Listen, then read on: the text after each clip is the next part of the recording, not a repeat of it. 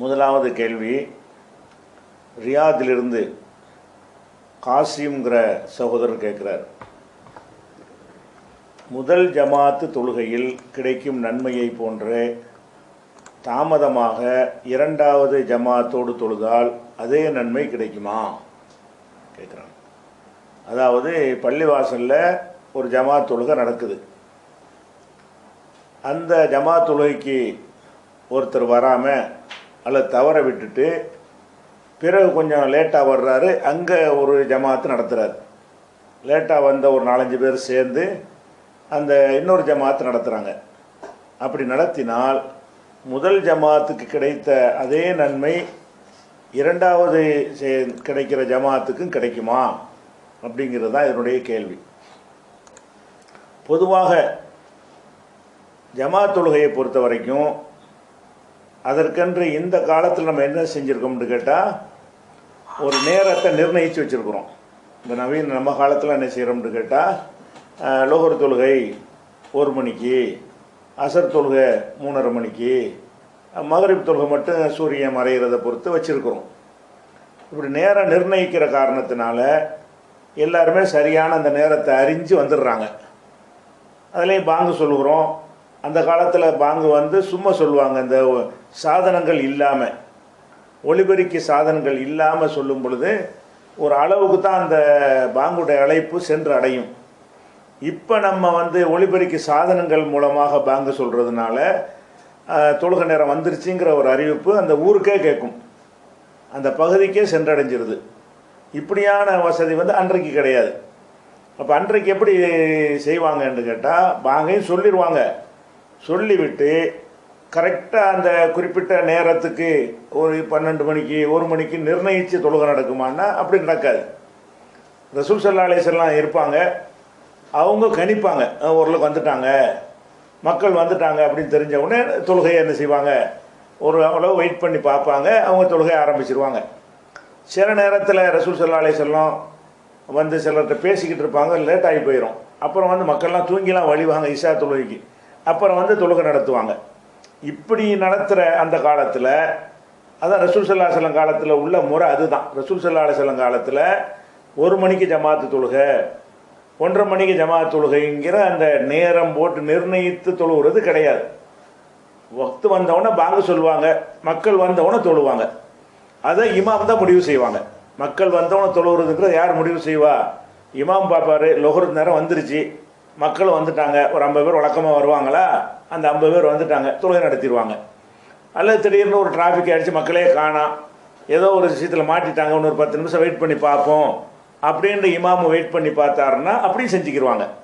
அப்போ ரசூல் ஸல்லல்லாஹு அலைஹி வஸல்லம் காலத்தில் உள்ள, ரசூல் ஸல்லல்லாஹு அலைஹி வஸல்லம் காலத்துக்கு பிறகு உள்ள காலங்களில் எல்லாம் எப்படி இருந்தது என்று சொன்னால், நிர்ணயிக்கப்பட்ட ஒரு நேரம் வைத்து கொள்ளவில்லை. ஆனால் தொழுகை வக்து இருக்கும். தொழுகைக்கு ஆரம்ப நேரம் முடிவு நேரம் இருக்கு இல்லையா, அந்த வக்துக்குள்ளே தான் தொழுகை நடத்துவாங்க. ஆனாலும் இத்தனை மணிக்குன்னு ஒரு நிர்ணயிச்சு இருக்குமானா இருக்காது. அது இமாம் டிசைட் பண்ணுவார். அந்த ரசூல் ஸல்லல்லாஹு அலைஹி வஸல்லம் இருக்கும்போது அவங்க முடிவெடுப்பாங்க. அதுக்கு பிந்தி இருக்கும்போது அடுத்தடுத்து வந்த இமாம்கள் என்ன செய்வாங்க, பார்ப்பாங்க, சரி மஹல்லாவில் இருக்கிற ஆட்கள்லாம் வந்துட்டாங்க, இதுவுமே யாரும் வரமாட்டாங்க அப்படின்னு அவங்களா ஒரு திருப்தி அடையும் போது என்ன செய்வாங்க, தொழுகை நடத்துவாங்க. இப்படி நடத்தும்போது ரசூல் ஸல்லல்லாஹு அலைஹி வஸல்லம் காலத்தில் வந்து இந்த ஜமாத்தை வந்து நிறைய பேர் தவற விட்டுருவாங்க. வேணும்னு தவற விடுறதில்ல. 1 மணிக்கு ஜமாத்துன்னு ஒரு டைம் ஆட்சி வச்சுருந்தா தானே அந்த 1 மணிக்கு கரெக்டாக வருவாங்க, வந்து வேகமாக வருவாங்க, அதுக்குள்ளே ரசூல் ஸல்லல்லாஹு அலைஹி வஸல்லம் தொழுது முடிச்சிருவாங்க. இப்படியான விஷயங்கள் ரசூல் ஸல்லல்லாஹு அலைஹி வஸல்லம் காலத்தில் வந்து நடந்து இருக்கிறது. அப்போ இவங்களுக்கு என்ன செஞ்சாங்க என்று பார்த்தால், ரசூல் ஸல்லல்லாஹு அலைஹி வஸல்லம் அவர்கள், இது முஸ்னத் அஹமதில் வரக்கூடிய ஒரு ஹதீஸு, ரசூல் ஸல்லல்லாஹு அலைஹி வஸல்லம் அவங்க வந்து தொழுகையை முடித்தவுடனே ஒரு ஆள் வர்றாரு. ரசூல்லா முடித்தாங்கன்னா எல்லோரும் தான் ஜமாத் தொழுகை. ஜமாத் தொழுகை முடிஞ்சவுடனே ஒரு ஆள் என்ன செய்கிறாரு, வர்றாரு, ஜமாத்து முடிஞ்சு போச்சு, ஜமாத்துக்கு சேர்றதுக்கு தான் வர்றாரு. ரசூல் ஸல்லல்லாஹு அலைஹி வஸல்லம் ஜமாத் தொழுகையை முடிச்சுட்டாங்க. முடித்தவுடனே அவர் என்ன செய்கிறாரு, அதுக்கு டைம் நிர்ணயம் பண்ணி வாட்சிக்கிச்சு வச்சுருந்தா அவர் கரெக்டாக கூட வந்திருப்பார், தவற விட்டுருக்க மாட்டார். இப்போ வந்தவுடனே ரசூல்லா என்ன செய்கிறாங்கன்னு கேட்டால், அலா ரஜுலுன் யத்தஸத்தகு அலா ஹாதா, யாராவது இந்த மனிதருக்கு நீங்கள் வந்து சதகா தர்மம் செய்ய மாட்டீர்களா, போய் சொல்லி மாகு, இவரோடு சேர்ந்து தொட மாட்டீங்களா அப்படின்னு கேட்குறாங்க. அப்போ இதில் என்ன விளங்குதுன்னு கேட்டால், அவர் ஒரு ஆள் வர்றாரு, ஜமாத்து முடிந்து விட்டது, இப்போ அவர் தனியாக தான் தொழுவணும். ஜமாத்து தொழுகை முடிந்து விட்டது என்றால் இருக்கிற மக்கள்லாம் தொழுது முடிச்சுட்டாங்க. முடித்த உடனே இவர் ஒத்தையாக தான் தொழுது ஆகணும். அப்படி ஒத்தையாக தொழுது ரசூல்லா பார்த்துட்டு ஒத்தையாக தொழுதுட்டு போகட்டுமே அப்படின்னு விடாமல் என்ன செய்கிறாங்கன்னு கேட்டால், நீங்கள் தொழுது ஆளுக்கு யாராவது இவரோட சேர்ந்துக்கிறங்க, என்னோடு தொழுது இருக்கிறீங்கல்ல, அந்த தொழுகையை முடித்த ஒருவர் இவரோட சேர்ந்து கொண்டு நீங்கள் ஜமாத்தா தொழுதீங்கன்னா அவருக்கு நீங்கள் தர்மம் செஞ்ச மாதிரி ஆகும் அப்படிங்கிறாங்க. அதுக்கு என்ன அர்த்தம் அப்படின்னு கேட்டால், இவர் தனியாக தொழுதா 1 மடங்கு நன்மை கிடைக்கும், ஜமாத்தா தொழுதா 25 27 மடங்கு, 2 விதமாக இருக்கிறது, 27 மடங்கு நன்மை கிடைக்கும்.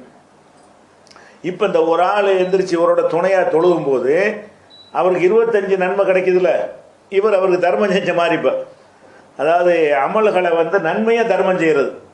அப்போ ரசூல் ஸல்லல்லாஹு அலைஹி வஸல்லம் என்ன செய்கிறாங்கன்னு கேட்டால், தொழுது முடித்த ஆட்களை கூப்பிட்டு நீங்கள் யாராவது அவரோட சேர்ந்து தொழுவுங்க அப்படின்னு சொல்லி ரசூல் ஸல்லல்லாஹு அலைஹி வஸல்லம் சொல்லி, அது என்ன சொல்கிறாங்க, தொழுவுங்கிற காரணம் என்ன, இவருக்கு தர்மம் செய்யுங்க. தர்மம்னா எனக்கு காசு பணம் கொடுக்குறதா இல்லை, இவர் போய் அவரோட சேர்ந்து தொழுதால் 25 நன்மை அவர் கிடைச்சி போயிடும். ஒருத்தனை இல்லாமல் ஒரு தனியாக தொலை விட்டோம்னு சொன்னால் 1 மடங்கு நன்மை தான் கிடைக்கும். அப்படிங்கிறதுனால தான் ரசூல் ஸல்லல்லாஹு அலைஹி வஸல்லம் அவர்கள் அலா ரஜுலுன் யத்தஸத்தகு அலா ஹாதா, இந்த மனிதருக்கு யாராவது தர்மம் செய்ய மாட்டீர்களா, போய் சல்லி மாஹு, அவரோடு சேர்ந்து தொழ மாட்டீர்களா அப்படின்னு கேட்குறாங்க. அப்போ இந்த ஹதீஸு தான் இந்த நீங்கள் கேட்ட கேள்விக்கான ஒரு தீர்வு. அதாவது ஜமாத்து தொழுகை என்பது கூட்டாக தொழணும் என்பது தான் அந்த 25 மடங்குக்கு உரிய ஒரு நன்மை. நம்ம பள்ளியில் ஒரு டயத்தை நிர்ணயிச்சிருக்கிறோம், நிர்ணயிக்கும் பொழுது அது நிர்ணயிப்பதை எதுக்காக வேண்டி எல்லாரும் சேர்ந்து அந்த நேரத்துக்கு வந்துடணுங்கிறதுக்காக தான். அது எல்லாரும் சேர்ந்து அதை முடிவெடுக்கும்போது என்ன செய்யணும்னா எல்லாருமே வரத்தான் செய்யணும். ஆனாலும் இந்த மனிதர் மாதிரி தவறு விட்டுருவாங்க. சில ஆளுக்கு என்ன செய்வாங்க, ஒரு டிராஃபிக்கில் மாட்டிடுவாங்க, ஏதோ ஒரு காரணத்திற்காக வேண்டி ஜமாத்து தொழுகைக்கு வருவாங்க, அதுக்கெல்லாம் ஜமாத்து முடிஞ்சு போயிடும். அதே மாதிரி சில நேரத்தில் பள்ளிக்கு கூட வந்துடுவாங்க, பாத்ரூமு போகணும், அதில் கியூ நிற்கும். இந்த பாத்ரூம் போகிறதுல கியூ நிற்கிறது இந்த தொழுகை முடிஞ்சு போயிடும். நேரத்துக்கு வந்த ஆளுக்கு கூட சில நேரங்களில் ஜமாத்து தொழுகை அடைய முடியாத நிலைமையெல்லாம் ஏற்பட்டு போயிடும். இப்படி ஏற்பட்டவர்கள் இன்னொரு ஜமாத்து தொழுதா அது அதே நன்மை தான் கிடைக்கும். முதல் ஜமாத்துக்கு கூட 2வது ஜமாத்து கம்மிங்கிறது எந்த ஒரு ஹதீஸிலும் இப்படி கிடையாது. முதல்ல ஜமாத்துன்னா தனியாக தொழுவதோட கூட்டா தொழுதா அதிக நன்மை, இதுதான் பேசிக். இப்படி கூட்டா தொழுவும் போது அவர் முதல் ஜமாத்தை தவிர்க்கணும்னு கூட அவர் செய்யலை, அதில் சேர்வதற்கு தான் வர்றாரு. வரும்போது அவருக்கு அந்த தவறு விட்டதுன்னு சொன்னால் அவங்க 4 பேர் சேர்ந்து, தாமதமாக வந்த 4 பேர் 2 பேர் சேர்ந்து அவங்க தொழுது கொண்டார்களே, ஆனால் அவங்களுக்கு என்ன செய்யும், அதே நன்மை கூடுதலாக கிடைக்கும். இன்னும் சொல்ல போனால் இந்த ஹதீஸில் ரசூல் ஸல்லல்லாஹு அலைஹி வஸல்லம் சொல்கிற இந்த தர்மம் செய்யுங்கள்ங்கிற ஹதீஸ் இருக்குல்ல, அதில் கூட நீங்கள் பார்த்தீங்கன்னா ஒருத்தர் தொழுவாத ஒரு ஆள் கூட சேர சொல்கிற ஆள் தொழுத ஆளத்தை சேர சொல்கிறாங்க. நல்லா கவனிக்கணும், இவரும் தொழுவாத 2 பேரை சேர்த்து விடலை. முதல்ல ஒருத்தர் லேட்டாக வர்றாரு, அவர் ஜமாத் தொழுகையில் கலந்துக்கிறல, அவரோட யாரை சேர சொல்கிறாங்க, ஏற்கனவே ஜமாத் தொழுகையை தொழுது அந்த நன்மையில் அடைஞ்சிட்டார் அவர். அப்படிப்பட்ட ஒரு ஆளை கூப்பிட்டு நீ சேர்ந்துக்கங்கிறாங்கன்னு சொன்னால், அப்படி சேர்ந்தால் கூட அதில் நன்மை இருக்குது. ஒருத்தர் ஜமாத் தொழுகையை, ஒருத்தர் கடமையான தொழுகையை நிறைவேற்றக்கூடியவராக இருக்கிறாரு, இவர் கடமையை தான் நிறைவேற்றிட்டார. கூட சேரக்கூடிய ஒரு ஆள் ரசூலுல்லாஹ் பின்பற்றி கடமை நிறைவேற்றிட்டார். கடமை நிறைவேற்றி விட்டு 2வது தடவை போய் சேர்ந்து கொண்டால் கூட இவரால் அவருக்கு நன்மை கூடுதலாக கிடைக்கிறது என்று ரசூல் ஸல்லல்லாஹு அலைஹி வஸல்லம் சொன்ன காரணத்தினால இந்த ஜமாத் தொழுகை நம்ம தவற விட்டு விட்டோம் என்று சொன்னால் அதில் கண்டிப்பாக தவற விட்டுட்டு 2 பேரை 3 பேரை சேர்ந்து தொழுவார்களேயானால் தனியாக தொழுகிறதை விட கூடுதல் நன்மை இருக்கத்தான் 25 மடங்கு நன்மை. நாங்கள் எப்படி சொல்கிறாங்க ரசூல் ஸல்லல்லாஹு அலைஹி வஸல்லம், புகாரியில் 646வது ஹதீஸில் இருக்கிறது, சலாத்துல் ஜமாஅத்தி, ஜமாஅத்து தொழுகை, முதல் ஜமாஅத்து தொழுகை என்று சொல்லலை, சலாத்துல் ஜமாஅத்தி, ஜமாஅத்துடைய தொழுகை, தஃதுலு சலாத்தல் ஃபர்தி, தனியாக தொழும் தொழுகையை விட சிறப்புற்று விளங்குகிறது, பிஹம்ஸும் வ 20 தரஜா, 25 மடங்கு. தனியாக தொழுகிறதை விட ஜமாத்தாக தொழுவது 25 மடங்கு நன்மையை பெற்று தருகிறது. அதே மாதிரி வந்து இது ஒரு ஹதீஸு புகாரியில் 647வது ஹதீஸில் இருக்கிறது. ஸலாத்துர் ரஜுலி ஃபில் ஜமாத்தி, ஜமாத்தில் ஒரு மனிதர் தொழுவது, துல்இஃபு அலா ஸலாத்திஹி ஃபி பைத்திஹி, வீட்டில் அவர் தொழுவதை விட, வஃபி சூக்ஹி, கடை வீதியில் தொழுவதை விட, 25 மடங்கு நன்மை அவருக்கு கிடைக்கிறது. அதில் கூட இந்த பள்ளிக்கு வரணுங்கிறதையும் சொல்கிறாங்க ரசூல் ஸல்லல்லாஹு அலைஹி வஸல்லம். அந்த 25 மடங்கு நன்மை எப்போ கிடைக்கும்னு கேட்டால் பள்ளிவாசலுக்கு வந்தால் தான். இந்த ஹதீஸில் அப்படி வந்து 647வது ஹதீஸில் அவர் வீட்டில் தொழுவதை விட, கடை வீதியில் தொழுவதை விட, பள்ளிவாசலுக்கு வந்து தொழுகைக்காக வந்து அவர் வந்து ஜமாத்தில் தொழுதாரையானால் அவருக்கு 25 மடங்கு நன்மைங்கிறாங்க. அப்போ இந்த பள்ளிவாசலுக்கு வரக்கூடியவர் வந்து ஜமாத் தொழுகைக்காகத்தானே வர்றாரு.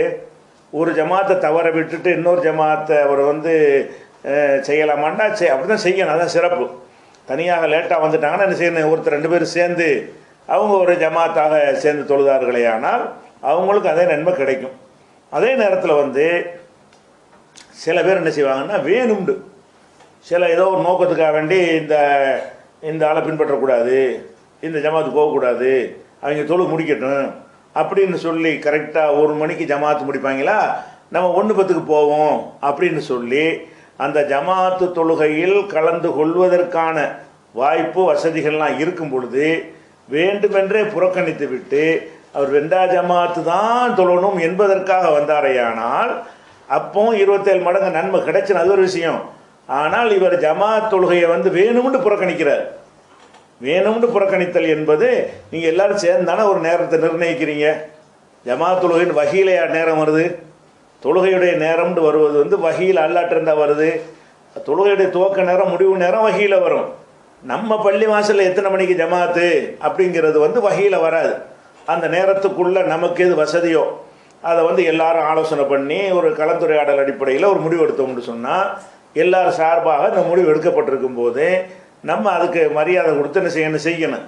இப்படி ஆளாளுக்கு ஜமாத்து துணி துண்டாக போனாங்கன்னு சொன்னால் ஜமாத் தொழுகை இல்லாமல் போயிடும். அப்புறமேலு ஜமாத் தொழுகை இல்லாத அளவுக்கு என்ன செஞ்சிடறேன், அது முடிக்கட்டும், அவர் முடிக்கட்டும், இவர் முடிக்கட்டும், அவர் முடிக்கட்டும்னா அது வந்து நல்லதில்லை. ஆனால் தவிர்க்க முடியாமல் அது மாதிரி வந்து விட்டது என்று சொன்னால் அப்போ தான் அவருடைய நோக்கம் நல்லதாக இருக்கிறது. நோக்கத்தை எல்லாம் பார்ப்பான் இல்லையா. தவறு விட்டு ஜமாத் தொழுகையை தவறி விட்டது, ஏதோ லேட் ஆகிட்டோம், ஏதோ ஒரு காரணத்தினால வந்துட்டோம், அல்லது பஸ்ஸில் புறப்பட்டு வர்றோம், ஒரு இடத்துக்கு போகணும்னு போகிறோம், அதுக்கெல்லாம் ஜமாத்து முடிந்து விட்டது. அல்லது திடீர்னு வெளியூருக்கு போகிறோம், வெளியூரில் எத்தனை மணிக்கு ஜமாத்து நமக்கு தெரியுமா, தெரியாது. பள்ளிவாசல் நுழையிறோம், அப்போ தான் ஜமாத்து முடியுது. இப்போ நம்ம ஏன் தனியாக தொழுவோம், இன்னொரு ஆளை சேர்த்துக்கு தொழுவோமே அப்படின்னு சேர்த்து தொழுதாரையானால் அவருக்கு 25 மடங்கு கண்டிப்பாக நன்மை கிடைக்கும். முதல் ஜமாத் 2ஆம் ஜமாத்துங்கிற வேறுபாடெலாம் கிடையாது. ஆனால் என்ன இது வேணும்னு செஞ்சால் அதுவும் நல்லா கணக்கில் எடுப்பான். இவன் வேணும்னு ஒரு ஜமாத்தை புறக்கணித்து ஒரு ஜமாத் தொழுகிறான். ஜமாத் தொழுகை உண்டாக்குனதே எல்லாம் ஒன்று சேருவதற்கு, இவன் பிரிக்கிறதுக்கு அந்த ஜமாத்தை வந்து யூஸ் பண்ணுறான்னு வரும் பொழுது அப்போ என்ன செய்வான், அல்ல அதுக்குரிய பார்வையை அவன் பார்ப்பான். நம்ம ஜமாத்து தொழுகைக்கு முக்கியத்துவம் கொடுத்ததுக்கு வரணும்னு வந்து நமக்கு தவறு விட்டது என்று சொன்னால் அல்லாஹ்வுக்கு தெரியத்தானே செய்யும் அது. அதனால ரசூலுல்லாஹ் அந்த அங்கீகாரம் கொடுக்குறாங்க. அந்த லேட்டாக வந்த ஒரு மனிதருக்கு வந்து அந்த ஒரு அங்கீகாரத்தை வழங்குறாங்க. அதனால வந்து அது 2, 3, 10 ஜமாத்து நடத்தினாலும் இதே தான். அவர் தொழுது முடிச்சு இன்னொருத்தர் வர்றாரு, வெளியூர்லேருந்து 4 பேர் வர்றாங்க, தொழுது முடிச்சாச்சு, 2ஆம் ஜமாத்து முடிஞ்சு போச்சு, 3ஆவது செஞ்சால் அதுக்கும் அதே தான். ஆனால் என்ன இருக்கக்கூடாது, ஜமாத்தை உடைக்கணுங்கிற அந்த மாதிரியான ஒரு என்ன வேணும்னு மார்க்க காரணத்துக்காக செய்யலாம். அதாவது ஒரு பள்ளிவாசல் இருக்குது, அதில் அந்த இமாம் வந்து ஷிர்க் வைக்கிறாள்னு நம்ம கன்ஃபார்மாக தெரியுது, இவரை பின்பற்றி தொழக்கூடாது அப்படின்னு என்ன செய்யலாம், அப்படி கொஞ்சம் கொஞ்சம் அப்படி நின்றுட்டு அவர் தொழுகை முடிக்கிற வரைக்கும் நின்றுட்டு அப்புறமேலே ஒரு ஜமாத்தா தொழுதோம்னா அது மார்க்க காரணம். ஜமாத்தை புறக்கணிக்கிற காரணம் இல்லை, இணை கற்பிக்கிற ஒரு இமாமை பின்பற்றக்கூடாது. இப்படியான காரணங்களுக்காக வேண்டுமானால் அதை புறக்கணித்து நீங்கள் மறு ஜமாத்துக்கு வேண்டுமென்று உண்டாக்கலாம். அப்படி இல்லாத வகையில் மார்க்க ரீதியாக அந்த மாதிரி ஒரு ரீசன் இல்லைங்கும் போது நம்ம என்ன செய்யக்கூடாது, ஒரு ஜமாத்து நடக்கும்போது அந்த ஜமாத்தில் தான் கலந்து கொள்ள முயற்சி பண்ணணும். அது தவறிவிட்டது என்று சொன்னால் தனியாக தொழுவதை விட நம்ம சேர்ந்து கொண்டு என்ன செய்யலாம், தொழுவலாம் அப்படிங்கிறது அதனுடைய இந்த கேள்விக்கான பதில். அடுத்ததாக